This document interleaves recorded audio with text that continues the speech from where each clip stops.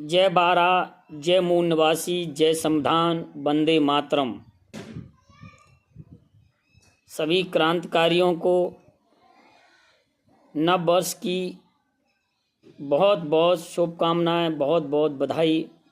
मैं आशा उम्मीद करता हूं नव वर्ष 2026 में सभी के घरों में खुशियां आए, सभी भाईचारा, अमन, चैन, शांति से अपने जीवन को आगे बढ़ाएं।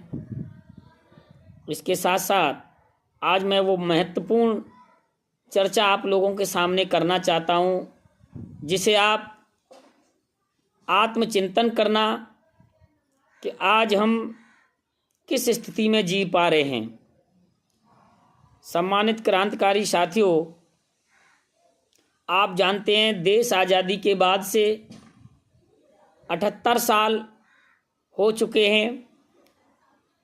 जब अंग्रेज़ों ने भारत पर कब्जा किया, भारत पर हुकूमत कर रहे थे, उस समय दो प्रकार के लोग थे। एक वो थे जो अंग्रेज़ों का साथ दे रहे थे चुपके से, दूसरे वो थे जो अंग्रेज़ों से अपने देश हिंदुस्तान, अपने मुल्क को बचाने का प्रयास कर रहे थे और लड़ रहे थे। सम्मानित क्रांतिकारी साथियों, जिन लोगों ने अंग्रेज़ों का जितना साथ दिया, उन लोगों को अंग्रेज़ों ने उतना बड़ा इनाम दिया। उन्हें राजा साहब, सेठ साहब, साहूकार साहब, जमींदार बनाया। और जिन लोगों ने अंग्रेज़ों से मुकाबला किया, जो अंग्रेज़ों से लड़े, अंग्रेज़ों ने उनको उतनी बड़ी सजाएं दी। सम्मानित साथियों, उन पर क्रिमिनल एक्ट लगाकर 1871 की तहत जन्मजात अपराधी घोषित कर दिया गया। उन लोगों को घर से बेघर कर दिया गया। उन लोगों की ज़मीनें छुड़ा करके और उन चापलूस देश के गद्दारों को दे दी गई, जो आप जानते हैं, जो अंग्रेज़ों की गुलामी कर रहे थे। हमारे जो मूल निवासी, आदिवासी, जनजाति लोग, द्रविड़ लोग, परगणित लोग देश की रक्षा और सुरक्षा के लिए अंग्रेज़ों की तोपों का सामना कर रहे थे। बड़े विडंबना की बात है, जिन लोगों ने देश के लिए अपनी जान न्यौछावर कर दी, जिन लोगों ने अपने परिवार को बर्बाद कर दिया समाज और देश के लिए, आज वही समाज अपने ही देश में, अपने ही घर पर अपने हक हिस्सेदारी से वंचित है। सम्मानित साथियों, ये हमारी आपकी एकता न होना, हमारी आपकी एकता की शक्ति की वजह न होने की वजह से आज हम लोगों को जो चीज़ मिलनी चाहिए, जो हमें मान सम्मान मिलना चाहिए, वो आज तक नहीं मिल पाया। देश में तमाम सरकारें बनी, तमाम सरकारों ने हमारे इन क्रांतिकारी वंशजों से, इन क्रांतिकारी वंशजों के लोगों को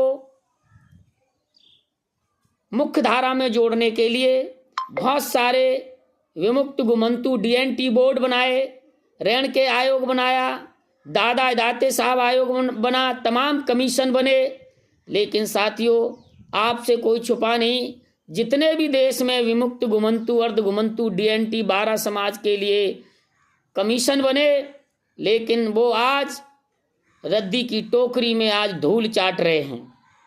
इस तरह से हमारे लोगों को गुमराह किया गया। तमाम सरकारें आईं, हम लोग भी कभी कांग्रेस की सरकार बनवा देते हैं तो कभी भाजपा की सरकार बनवा देते हैं। साथियों, हम लोग इस समय इन राजनीतिक दलों के फुटबॉल की तरह इधर उधर भटक रहे हैं। इधर से किसी ने लात मार दी तो हम भाजपा में चले गए, भाजपा से लात मार दी तो कांग्रेस में चले गए, कांग्रेस में लात मार दी तो समाजवादी पार्टी में चले गए, समाजवादी पार्टी में लात मार दी तो बहुजन समाज पार्टी में चले गए। साथियों, ये खेल हमारे साथ कब तक होता रहेगा? इन खेल खेलने वाले लोगों को जब तक हम एकजुट होकर के सबक नहीं सिखाएंगे, जब तक इसी तरह से हमें फुटबॉल की तरह हमें इधर उधर भटकाया जाएगा।